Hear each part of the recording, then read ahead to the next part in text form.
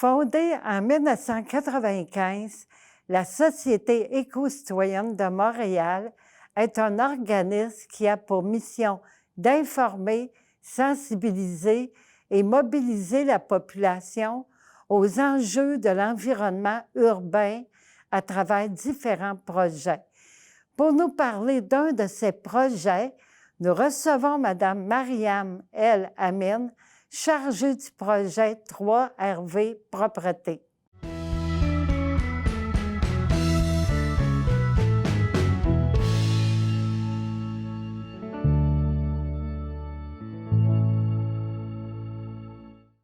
Bienvenue. Merci. Dis-moi, Mariam, qu'est-ce que c'est que le projet 3RV Propreté? C'est un drôle de nom. Changer de projet 3RV Propreté, c'est plus le titre de mon poste. Okay. Ça regroupe plusieurs projets. Okay. Puis principalement, ça se déclinerait en deux volets. Le premier qui est le 3RV, qui est un principe en environnement qui promeut premièrement la réduction des déchets à la source. Donc, changer un peu nos habitudes de consommation pour produire moins de déchets. Ensuite, le deuxième R, ça serait la réutilisation. Donc, prolonger la durée de vie des objets qu'on a chez nous à la maison ou dans notre environnement. Le troisième R qui serait le recyclage. Donc, essayer de transformer nos matières pour pouvoir les utiliser de nouveau sous une nouvelle forme. Le V, ça serait la valorisation. Donc, tout ce qui est résidus alimentaires et résidus verts, faire une transformation organique ou chimique pour pouvoir les utiliser soit en énergie ou comme compost. Fait que ça, de façon plus concrète, dans mon poste, ça se traduit par la gestion des matières résiduelles. Donc, aider les citoyens et citoyennes à mieux gérer leurs déchets à la maison, certains commerces, certaines institutions. Puis le deuxième volet, c'est la propreté. Donc, aider à la propreté du quartier, gérer certaines plaintes de citoyens ou citoyennes, essayer de faire aussi des activités de nettoyage pour garder notre quartier qu'on aime tant. Propre, justement. Pour réduire des déchets à la source, est-ce que tu peux nous donner des exemples? Qu'est-ce qu'on peut faire? Je pense que le premier truc que je donnerais, ça serait de faire peut-être un diagnostic de nos déchets. Fait que carrément, regarder dans nos poubelles, c'est quoi qu'on jette, c'est quoi qui se retrouve là. Puis à partir de là, essayer de trouver des alternatives. Fait que si je prends un exemple qui m'est personnel, mais que je pense qu'il va rejoindre beaucoup de gens, la cuisine, on produit énormément de déchets. Fait que regardez dans nos poubelles, qu'est-ce qui se retrouve là. Puis le premier truc, peut-être, ça serait d'utiliser les outils qui sont à notre disposition, c'est-à-dire les bacs de recyclage, les bacs de compost. Fait que déjà là, ça va désengorger nos poubelles. Puis ensuite, ce qui reste dans nos poubelles, c'est de trouver des alternatives. Tu sais, par exemple, quelqu'un... moi, personnellement, quand j'étais plus jeune, je mangeais beaucoup de barres tendres. C'est tout emballé individuellement. Fait qu'un truc pour ça, c'est soit de se faire des collations maison ou d'acheter des collations qui sont en plus gros format, qui ne sont pas emballées individuellement. Puis déjà là, on réduit beaucoup nos déchets. Dans la cuisine, pour les légumes, quand on épluche, direct à la poubelle, qu'est-ce qu'on peut faire avec ça? Ça serait le compost? On peut les mettre dans le compost, mais il y a aussi beaucoup de recettes qu'on peut trouver sur Internet pour essayer de récupérer ce qu'on pourrait croire qui sont des résidus alimentaires qui ne sont juste plus bons. Des épluchures de patates et de carottes, ça peut faire de très bons bouillons de légumes. Fait que juste essayer de leur donner une seconde vie en les mettant dans l'eau, les faisant bouillir, rajouter un peu de sel. Ça fait des très bons bouillons. Récemment, j'ai vu une recette avec des pelures de bananes. On peut faire du pain avec des pelures de bananes. Ou sinon, un style de porc effiloché à partir de pelures de bananes. Fait que j'invite les gens à peut-être faire des recherches sur Internet pour trouver ces recettes-là. On peut être vraiment créatif. Il y a des gens qui achètent en vrac, qui vont avoir les pots en vitre, qui vont faire du remplissage. Puis après, ils retournent. Est-ce que c'est une manière de réduire les déchets? Tout à fait. Ah oui. Il y a certaines épiceries qui offrent cette possibilité-là, qu'on puisse apporter nos propres contenants. Oui. Fait que dans le fond, on va acheter exactement les mêmes aliments qu'on va acheter en épicerie, par exemple du riz, des pâtes, des légumineuses. Puis à la place que ça vienne dans des sacs de plastique emballés, en fait, on apporte nos propres contenants, on achète la quantité qu'on veut. Habituellement, de la manière que ça fonctionne, c'est qu'on va peser nos contenants. Ensuite, on remplit nos contenants, puis on va payer au poids en déduisant le poids de l'emballage, évidemment.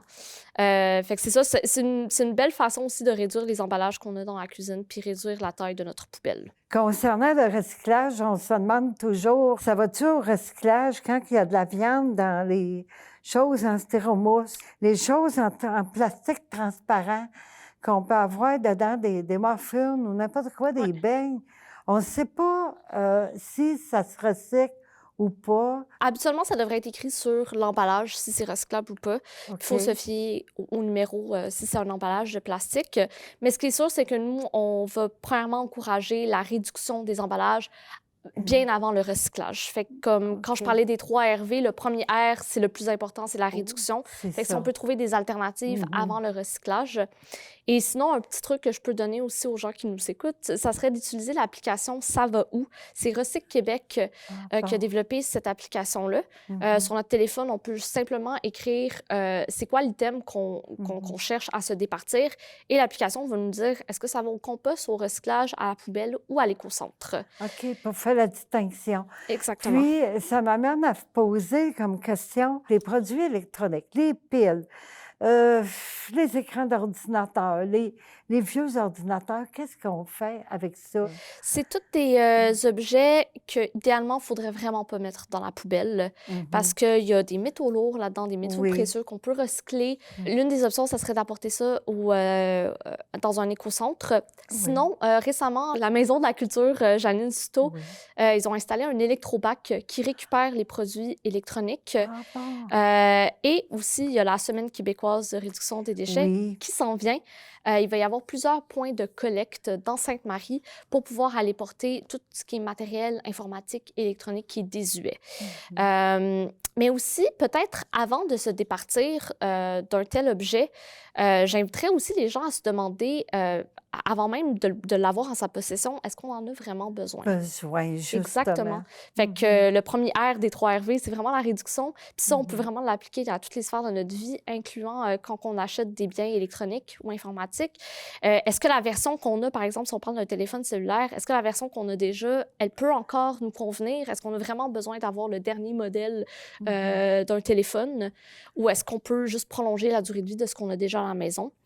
Puis ensuite, quand on a en main un produit électronique ou informatique, il y a des trucs aussi pour prolonger la durée de vie de ces biens-là, notamment la façon qu'on les charge. Un petit truc, là, c'est d'éviter que la charge se rende en bas de 15 %. Ça va vraiment prolonger la durée de vie de la batterie du téléphone ou de l'ordinateur. Puis ensuite, quand on veut s'en départir, c'est ça, c'est de s'en départir de façon responsable dans un écocentre ou dans un électrobac. Oui. Puis pour les vêtements, des fois, on voit malheureusement des gens qui jettent des vêtements. Puis quand ils sont encore bons, on peut les donner aussi à des organismes. Exactement. Tout ce qui est Renaissance, Village des valeurs, Armée du salut, ils vont les reprendre. Oui, c'est ça.